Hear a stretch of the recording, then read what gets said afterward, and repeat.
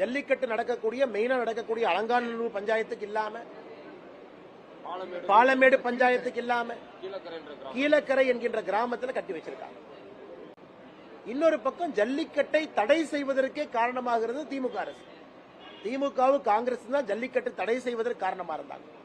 எந்த அதுக்கு மைதானத்திற்கு கலைஞர் ஜல்லிக்கட்டு மைதானம் பேர் வச்சா எப்படிங்க ஏத்துக்க முடியும்?